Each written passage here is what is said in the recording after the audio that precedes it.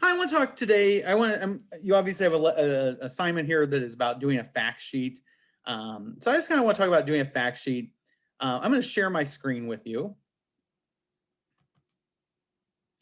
And let's see, decide how to do a fact sheet.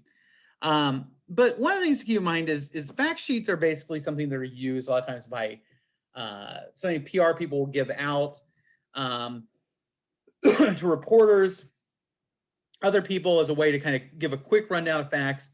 If you're dealing with people in the media, TV, print, other things, they're doing a story, they're going to want to know some basic background. And so having a fact sheet, some information you can hand them that will help them while they're doing a story to get basic information about the history, influencers, things like that. How your business works, other things like that they don't have to go out and look up, that they can just kind of look at it. That's a very useful thing. And remember, when you're doing public relations, one of the things is you are trying to get people to, when you're dealing with the media as an intermediary, you want to make their life easier, because that's kind of what you're trying to get them to do stuff for you. And so if you make life difficult for them, they're going to be like, yeah, we'll just half-ass this one, right? And so they won't be as generous, or they'll just be like, there's too much work over there. Every time we go there, I always have 16 questions and it takes me forever to call back, that kind of thing. But a fact sheet kind of says, hey, I realize your time's valuable. You're going to have some questions. Here's this, if you need more questions, call me, right? And so fact sheets are that kind of thing. Now, I'm just going to show you one of the assignment I was originally going to do was create a fact sheet for the college, but the college kind of has a fact sheet out there. They have quite a few, most colleges do. And this is kind of looks like a fact sheet. This is one for the web.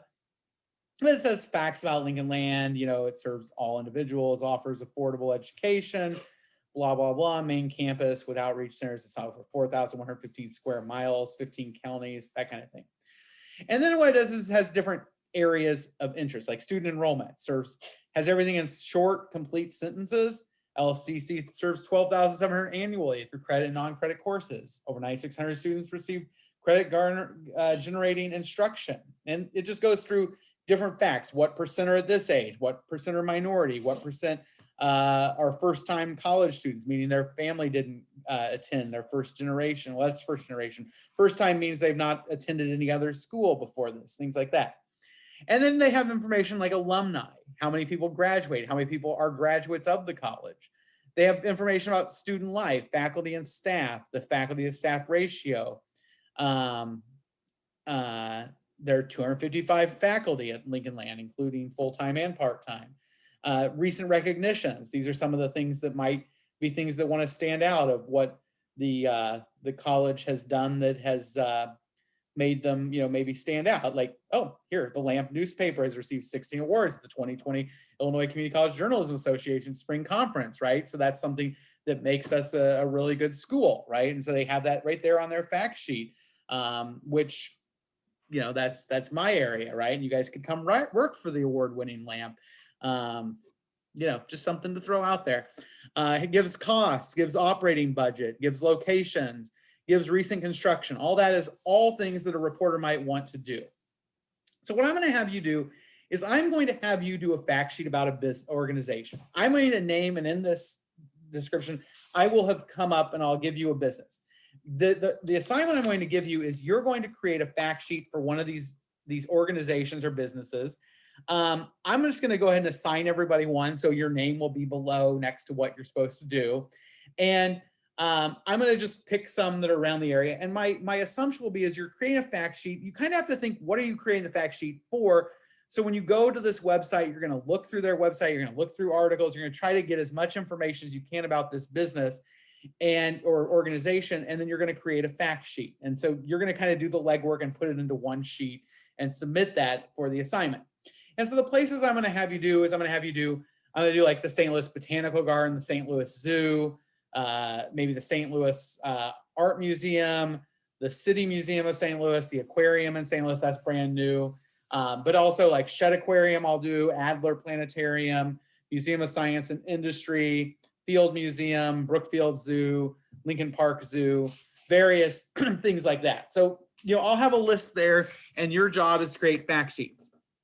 And your assignment is, that you are creating a fact sheet to go along with a press release, a story about the organization you're assigned has just received a plan or a grant or funding, a donation in order to build a $50 million expansion on the organization. 50 million is a pretty good number. I was going to go with 20, and then I realized let's say $50 million. Because if you're like, Shed Aquarium, I'm not sure $20 million is going to buy you as much as you might hope it would, which is kind of crazy, but that's life. Anyway, so that's what you're going to do. Okay. So what you would do is you need to get a Word document, and you should be able to get this. And what I always do is I would say before you get started, I would put it in Times New Roman 12 points. So go up there to that.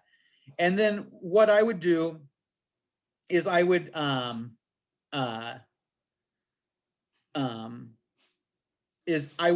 make sure your design is,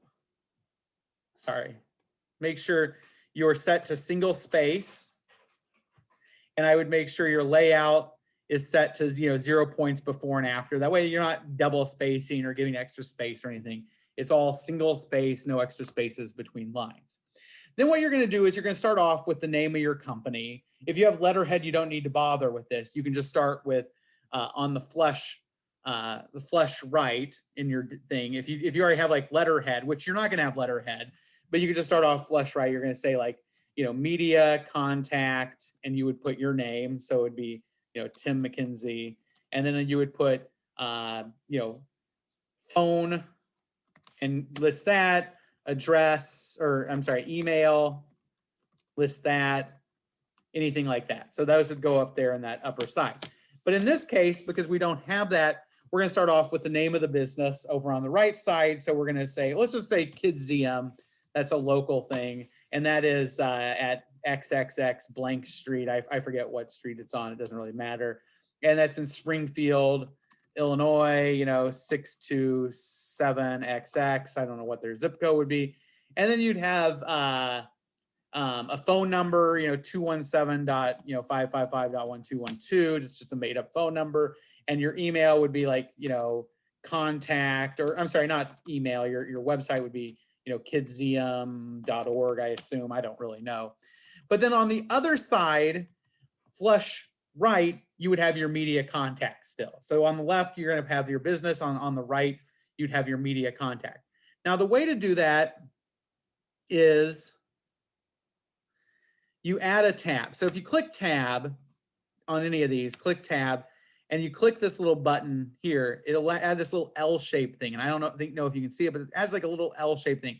And that's where the tab will go to, right? So when you hit tab, it'll take you over to that, okay? Oh, there's one in here. Let me see if I can just remove that. There we go. Oh. There we go. So it's right here. So when you hit tab, it goes over there. Now, the only thing is you would want to set, so let's go into paragraph up here at the top. There's this thing that says paragraph under the home screen. It says paragraph. You click this little expansion. And then if you look down here, it says tabs. And when you click tabs, you click right in this box here and click OK. And what that's going to do is it's going to allow you to, when you type, it will allow the typing to go to the left of where that tab mark is set. So in this case, you will say, contact, and you put Tim McKenzie. I try to spell my name right. And then you come down here, and the tab's already set right there. So let's just pull the tab over where it's supposed to be. And we hit tab, it's going to go there. Now, if you don't reset that, it's going to put all the information to the right of that. But we want the tab to be the left hand. So you have to go up to paragraph, hit tabs, and then hit right. So it's going to be flush right with that tab mark, and then hit OK. And then it's going to be like, 217-786, 4656. Or in this case, because we use dots between the numbers, we'll use dots because we want to be consistent in how we do this, right? We don't want to, switch the way we do it. And then you come down here. Now, if if as you're doing this, if you go line by line, you can do this and it will carry over the tab information if you hit return, and then you can put your phone number or I'm sorry, email, and that will be fine. So just if you want to save yourself some time. So you'll fill that out. And in this case, you should be able to find the address of the company. You can add your own email and your own phone number on the right for your media contact information. After you do this, when you're on the last line, you're going to hit return 1, 2, 3 times. Then you're going to put a title. Your title should correspond with what your thing is about. You're going to want to bolden this, and you're going to want to do it all caps. That's the way they do press releases, fact sheets. I don't necessarily like it, but that's the way kind of industry standards. So that's what you do. So in this case, we're going to say Kidzeum announces to receives $50 million for addition, and you can be whatever you want. Addition focused on heart health, right? Because everything at the Kidzeum is kind of medically focused. So, there's your headline. You're going to hit enter twice, and then right in the middle, you're going to write fact sheet. This one can be up and down case. Hit enter 2 more times.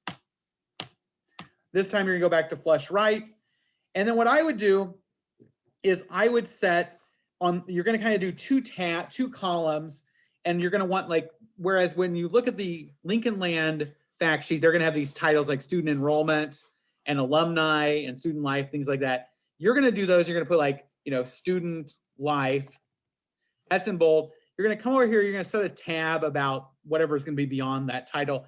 And then you're going to put all your things in bullet point as full sentences. Oops, I'm sorry. You don't want to do it that way. You just write it that way, So write, I don't want it to be bold. Write, and I've got the caps on. Write in full sentences here, but make sure to keep them short and grammatically correct. Okay. Now in this case, because I don't have the tab set up right, you're gonna have to kind of hit enter, and then you're gonna come down to the next one, tab over, write another sentence or 2, hit that, keep typing, that kind of thing. Okay, and then you're gonna come down to the next one, and you're gonna have alumni, or in this case, so you're doing organizations, you're talking about an expansion, you're probably gonna want to talk about visitor information, how many people visit, what the costs are, what the main attractions are, when you're going to want some history, when the place was built. You're going to want recent expansions. You're going to want number of employees, whatever you think is stuff that a person would want. And that's part of what I'm going to be grading on is, did you get stuff that I think that a reporter would want? Now, if after you do this, I would suggest you're going to do about 1.5 pages, maybe 2 pages. If you whenever you end your thing, you should center and put either the hashtag 3 times or the # 3 times, whatever you want to call it, or you can put -30 that's another acceptable ending to a news release or information. But ###, that just signals this is the end of the information.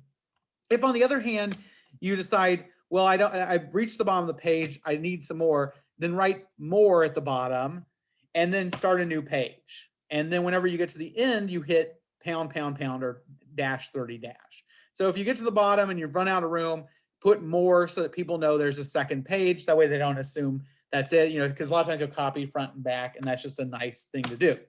Then after you do that, I would hit enter twice, flush right, and I would put, created, : and I would put today's January 26th, 2021, and I would put that there. That way you have a record of when you created this, and the people know when you created it. So that if you say, if you have admission costs, we know it's from January 2021. It's not, if they pick this up 2 years from now, they know, well, this is 2 years old. We probably better check that.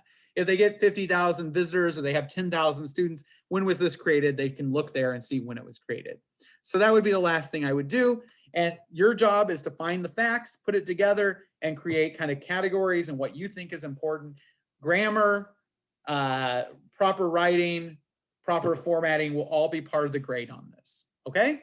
If you have any questions, send them out. Otherwise, good luck.